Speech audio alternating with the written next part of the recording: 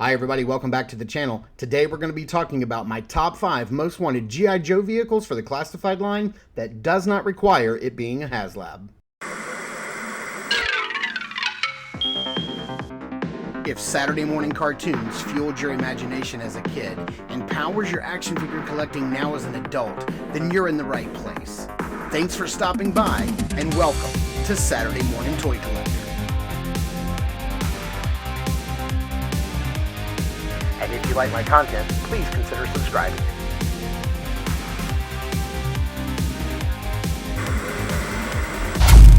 Hi everybody, today we're going to be talking about my top 5 G.I. Joe Classified Series vehicles that I would love to have in the line that don't require it being locked behind a Haslab.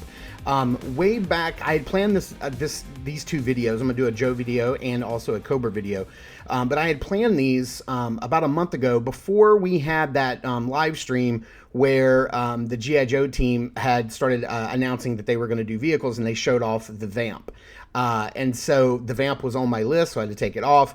But this is exactly what I'm talking about. Vehicles that they could easily put into the G.I. Joe Classified Series line, don't require a Haslab, can be sold directly on Hasbro Pulse, and run between 75 and 100 bucks. I would love it if they could get the price down lower, but I would imagine that's probably what these vehicles, especially if they come with a figure, are going to run. So I put together a list. They're in no particular order, and like I said, we're just going to dive right into it. So let me get my list pulled up here. Like I said, this is in no particular order, but this is what I would love.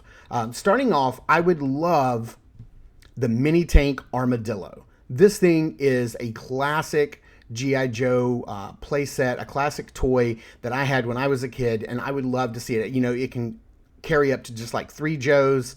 I think it would be fantastic and easy. You know, I think they could probably make this around that $50 to $60 price point. It doesn't come with a figure. I think it would be fantastic. Next up on my list would probably be one that runs a little higher, and that would be the Awe Striker with crankcase. I think this would be absolutely fabulous to add to the line. I think it'd be great. I have the retro version, you know, that was released a few years ago. I have that now, but you know, coming with an exclusive figure, I would figure this would probably run around that $100 price point.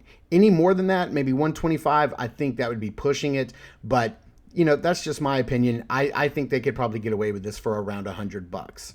Next up is probably my favorite vehicle on the list, and that's the Devilfish. I love this thing so much that I had to like go and buy like a retro, like an old school version, like an original release to put on my shelf, just because this is one of my favorite vehicles. I always lost the missiles. I think I only had like one like engine on the back, but I love this figure, this set. I think it is incredible. I love the colors, and I love anything I can go throw in my pool with my Joes. I think this would be absolutely incredible. Next up is the Polar Battle Bear. I always called this thing the Polar Bear when I was a kid, but it is the Polar Battle Bear ski mobile, especially now that we're getting Snow Job. People are already starting to get that figure in hand. I think this would be absolutely incredible. Again, you can see what I'm going for here. Smaller vehicles that only carry like 2 to 3 Joes max, I think would be perfect for the line. I love this vehicle. I did have this as a kid, and I think it'd be absolutely fantastic to add in to the classifieds line. And then that's going to bring us to the last one on my list, and that's the Skyhawk, the vertical takeoff and landing aircraft. It's the one-man VTOL. I think this would be fantastic. I know that, you know, they have released this in the retro line. It looks incredible, and again, you know, this is one I could see around 75 to 80 bucks just because of the size and intricacy of it. And I think this would be absolutely incredible to add to the G.I. Joe line.